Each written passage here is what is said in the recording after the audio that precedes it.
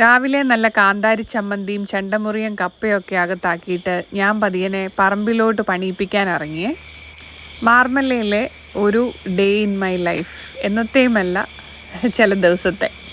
തലേന്ന് മഴ പെയ്തെന്ന് പറഞ്ഞാലും നല്ല ചൂടാണ്, അതുകൂടാതെ കൊതുക് കടി.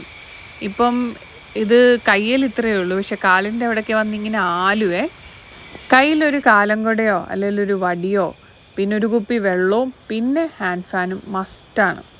പണ്ട് പണിയിപ്പിക്കാനൊക്കെ വന്ന് നിൽക്കുമ്പം പണിക്കാരികൾ പാട്ടൊക്കെ പാടുമായിരുന്നേ. പിന്നെ എന്തുമാതിരി കഥയും കാര്യങ്ങളും പറയുമായിരുന്നു, നടന്നതും നടക്കാത്തതും പ്രേതകഥയും അങ്ങനെ അങ്ങനെ.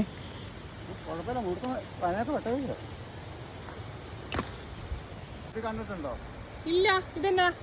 ഇതാണ് പഴയ കാലത്ത് അമ്മമാര് വീടുകളിലെ പെണ്ണുങ്ങൾ പ്രസവത്തിന്. റാക്കേട്ടൻ പറഞ്ഞതനുസരിച്ച് ഇത് പേഴാണേ. പേഴ് ഞാൻ ആദ്യമായിട്ടാണ് കാണുന്നത് ഇതിൻ്റെ ഇല. ഇത് ഈ ഗർഭിണികൾക്കൊക്കെ ദേഹരക്ഷയ്ക്ക് പണ്ട് ഉപയോഗിച്ചിട്ടിരുന്നതാണ്. വെള്ളത്തിലിട്ട് തിളപ്പിച്ച ആ വെള്ളം മേത്തൊഴിച്ച് കുളിക്കും. പണിക്കാരുടെ അടുത്തുനിന്ന് കയറുന്ന വഴിക്ക് താറാങ്കുഴി പോയി നല്ലൊരു മുങ്ങിക്കുളി പാസ്സാക്കും. എന്നിട്ട് കുറച്ചു നേരം ഒന്നും ചിന്തിക്കാതെ കല്ലേമുട്ടി കിടക്കുന്ന പോലെ ദേണ്ടേ ഈ കല്ലേലങ്ങ് പറ്റിച്ചേർന്ന് കിടക്കും. മനസ്സും മേലും ഒരുപോലെ തണുക്കും. അങ്ങനെ ആയിക്കഴിഞ്ഞാൽ പിന്നെ വീട്ടിലോട്ട് നടക്കും. പേരമ്മയുടെ സ്പെഷ്യലായിട്ട് വാഴയില മൂടിയിട്ട് പൊള്ളിച്ച മീൻകറിയും അമ്മ സ്പെഷ്യലായിട്ട് ഉണ്ടാക്കിയ പടവലങ്ങ തോരനും ഒക്കെ കൂടെ കൂട്ടിയിട്ട് ഞാനൊരു പിടി പിടിച്ചു. വയറ്റിൽ പൈലോ അടിച്ചായിരുന്നേ. ആ നേരം നല്ലൊരു മഴ പെയ്തായിരുന്നു കേട്ടോ. കൂട്ടത്തിലൊരു പൂമഴയും പെയ്തു.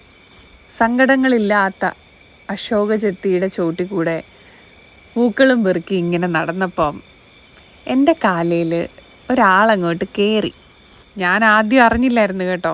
പിന്നെ ചെറിയൊരു തണുപ്പ്. കാലയിൽ കയറിയ ആളിനെ പുറത്ത് ചാടിച്ച് ഉപ്പൊഴിച്ചു.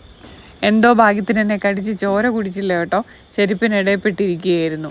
എന്നായാലും തേണ്ട തോട്ടപ്പുഴു ആശാൻ വടിയായി.